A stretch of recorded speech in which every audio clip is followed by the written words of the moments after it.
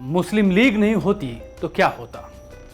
To nation theory नहीं होती, पाकिस्तान नहीं बनता, बांग्लादेश भी नहीं बनता, मुहाजिर नहीं होते, कहीं रिफ्यूजी नहीं होते, देश अटक से लेकर कटक तक होता। हो सकता है कि ये राजनीतिक चिंताएं नहीं होती, जैसा हम बता रहे हैं वैसा भी नहीं होता, लेकिन एक चीज तो जरूर नहीं होती, दो देशों के नाम पे, बंटवारे के नाम पे लोग अपनी पीढ़ियों से नहीं बिछड़ते, अपनी ज़मीन जायदाद से नहीं बिछड़ते, अपने इलाके के, अपने गांव के, अपने शहर के, अपने नुक्कड़ की जो भावनाएं हैं, इमोशंस हैं, उससे नहीं बिछड़ते। हजारों लाखों की संख्या में लोग नहीं मारे जाते, औरतें बेवाएं नहीं होती, उनकी इज्जतें नहीं लूटी जाती, धर्म के नाम पे बलवाई नहीं होती, और उसके जख्म जो कि आज से 70 साल पहले दिए गए थे वो अब तक जो है वो जिंदा नहीं रहते। यह बात इसलिए कही जा रही है क्योंकि एक बार फिर से मुस्लिम लीग और जिन्ना का जिन्न फिर से जाग गया है। प्रधानमंत्री मोदी ने सहारनपुर की रैली में एक ऐसी व्याख्या की जो आज फिर से एक नई चिंता को जन्म दे दिया है। प्रधानमंत्री नरेंद्र मोदी ने कांग्रेस के मैनिफेस्टो की तुलना मुस्लिम लीग से कर डाली। वही मुस्लिम लीग जो कभी देश में अपने खास संप्रदाय की नुमाइंदगी को लेकर के आवाज उठाती रही और आवाज उठाते उठाते बंटवारे तक पहुंच गई। प्रधानमंत्री मोदी ने क्या कहा, हम पहले आपको वो सुनवाते हैं।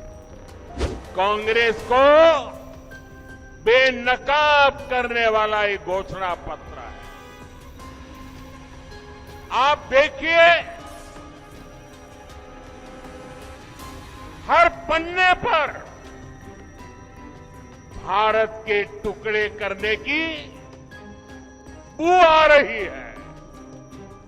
कांग्रेस के घोषणा पत्र में वही सोच झलकती है जो सोच आजादी के समय मुस्लिम लीग में थी। प्रधानमंत्री नरेंद्र मोदी ने जो बात कही, इसकी व्याख्या एक अलग ही प्रचंड रूप से असम के मुख्यमंत्री हेमंत बिस्वा शर्मा ने कर डाली। वो भी आप सुनिए।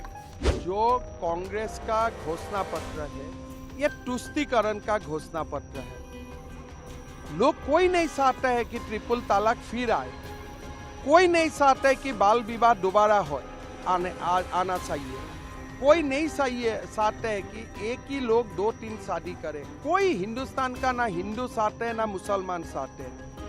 कांग्रेस का लोग ही ये सोच लाते हैं, समाज को उनको बांटना है और समाज को बांट के वो लोग को सत्ता लाना है, सत्ता में आना है। कांग्रेस का तुष्टीकरण का जो राजनीति है, इसको हम लोग निंदा करता हूं। और कांग्रेस का जो मैनिफेस्टो है, ये मैनिफेस्टो देखने से ऐसा लगता है ये भारत का चुनाव के लिए नहीं, कोई पाकिस्तान चुनाव के लिए ही ये घोषणा पत्र बनाया गया है। भारतीय जनता पार्टी की तरफ से कैसे अटैक हो रहे हैं वो आपने बाखूबी तौर पे सुना और देखा भी। कांग्रेस दरअसल एक मैनिफेस्टो जारी करती है जिसमें उसका जोर जो है वो 5 नीतियों को लेकर है, जिस पे 25 गारंटियां टिकी हुई हैं। 5 नीतियां क्या है? 5 नीति है मजदूर, किसान, महिला, युवा और सामाजिक न्याय। इसकी बुनियाद पे कांग्रेस अपना मैनिफेस्टो बनाती है। लेकिन जो सबसे ज्यादा विवाद आया वो इस बात को लेकर आया जहां पे सामाजिक न्याय की बात कही जा रही है। कांग्रेस खास तौर पे ओबीसी, दलित और वंचित वर्ग की बात करते हुए दिखाई दी और उसका ये कहना है कि यहाँ पे जो आरक्षण की सीमा है 50% का, उसे हटाया जाएगा। उसका ये वादा है कि अगर वो सरकार में आती है तो 50% से ज्यादा आरक्षण की सीमा को हटा देगी। कांग्रेस स्पेसिफिकली खास कम्युनिटी को टारगेट कर रही है। शायद यही वजह है कि एक जमाने में जब मुस्लिम लीग खास तौर पे मुस्लिम वर्ग की नुमाइंदगी कर रही थी और उनकी आवाज उठाने की बात कर रही थी, मुस्लिम इलेक्टोरेट को शामिल करने को लेकर के हर जगह पे उसकी पुरजोर जो है एक तरह से वकालत कर रही थी, और आगे चल करके जब वही मामला आगे चलकर टू नेशन थियरी में बदला तो लोगों का दिमाग हिल गया था। प्रधानमंत्री मोदी लोकसभा चुनाव में इतिहास के पिच से फिर से एक नई दिशा देने की कोशिश कर रहे हैं, एक नया एंगल देने की कोशिश कर रहे हैं जहां से कांग्रेस किसी भी तरह से बाहर इस चक्रव्यूह से न निकल पाए। हालांकि इस पूरे प्रकरण पे कांग्रेस की तरफ से इक्का दुक्का नेता आए पलटवार करते हुए दिखाई दिए, जिनमें से जयराम रमेश कुछ खास और ठोस अंदाज में बोलते हुए दिखाई दिए। कुछ तथ्य लेकर के आए, उसे आप भी सुनिए।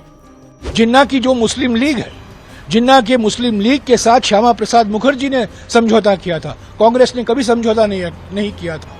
और एक बात यह भी कह दूं कि अडवाणी जी पाकिस्तान गए, जसवंत सिंह पाकिस्तान गए और जिन्ना की प्रशंसा की। जिन्ना के प्रशंसक कौन है? लाल कृष्ण आडवाणी, जसवंत सिंह, बीजेपी के नेता। कोई कांग्रेस नेता नहीं किया है। आपने जयराम रमेश को भी सुना।